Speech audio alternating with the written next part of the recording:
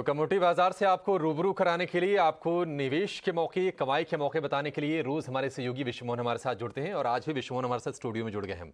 विश्वमोहन बताइए आज क्या स्पेशल है? आज हम बात करने वाले हैं कॉटन केक। कॉटन केक यानी कपास के जो सीड्स होते हैं उससे तेल निकलने के बाद जो खल बचता है वही कॉटन केक होता है। तो कॉटन केक का वायदा कॉन्ट्रैक्ट है, एनसीडीएक्स पर मौजूद है।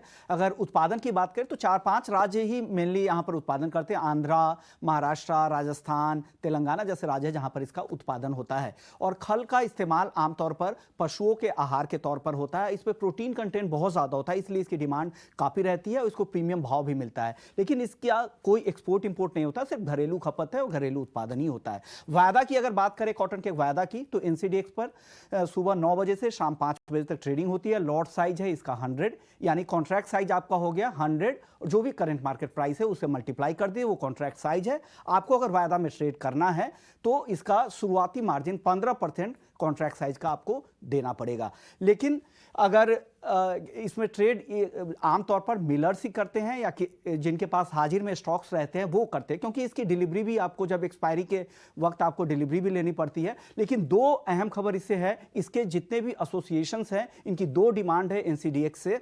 उनकी मांग ये है जो डिलीवरी के लिए जो एक्सपायरी की जो वैलिडिटी पीरियड है एनसीडीएक्स की तरफ से कॉटन केक का वो 6 महीने है। उससे डिलीवरी के समय तक माल काफ़ी ख़राब हो जाता है, क्वालिटी पर असर पड़ता है। तो डिलीवरी मांग यही है सारे एसोसिएशन की, जो डिलीवरी का जो पीरियड है, जो एक्सपायरी की जो वैलिडिटी पीरियड है उसको 6 महीने से घटाकर 4 महीने किया जाए। और दूसरी सबसे बड़ी मांग है ऑयल कंटेंट को लेकर। जब भी खल निकालते हैं हम कॉटन केक से या किसी भी तिलहन वायदा से, सीड्स से, तो एक खल होता है तो उसमें कुछ ऑयल कंटेंट बच जाता है खल के साथ। तो ऑयल कंटेंट जो एनसीडीएक्स पर है वो सिर्फ 6% है, जिसकी हाजिर में डिमांड बिल्कुल नहीं है। किसान भी चाहते हैं कि कम से कम 8% के आसपास की ऑयल कंटेंट हो। तो वायदा में जब वो माल डिलीवर किया जाता है तो उसकी डिमांड ही नहीं रहती। इस वजह से कम ऑयल कंटेंट वाले एनसीडीएक्स के खल होने की वजह से हाजिर और वायदा में जो भाव है उसमें काफ़ी फ़र्क हो जाता है और उसकी डिमांड मार्केट में बिल्कुल नहीं रहती है। इससे 10% तक के फ़र्क हम हाजिर और वायदा में, तो ये एक मेजर कंसर्न है। और एनसीडीएक्स से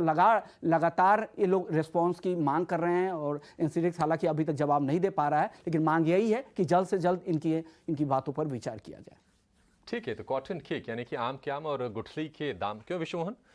कॉटन यूज हो गया, उसका बीज यूज हो गया, उसकी जो खली निकली वो भी यूज हो गई। बिल्कुल। सरसों के साथ भी ऐसा होता है क्या? जी, सरसों के साथ भी होता है। हालांकि उसमें जो प्रोटीन की मात्रा होती है वो कॉटन केक के मुकाबले सरसों के खल में कम होती है और इसलिए, और इसको बिनौला भी बोलते हैं, इसके बीज को, कॉटन के बीज को। बट सरसों वाला ट्रेड तो नहीं होता है? नहीं, सरसों के खल ट्रेड नहीं होते, सरसों ट्रेड होते हैं। हालांकि 1 साल के लिए सस्पेंड किया गया है, हो सकता है वापस से रिज्यूम।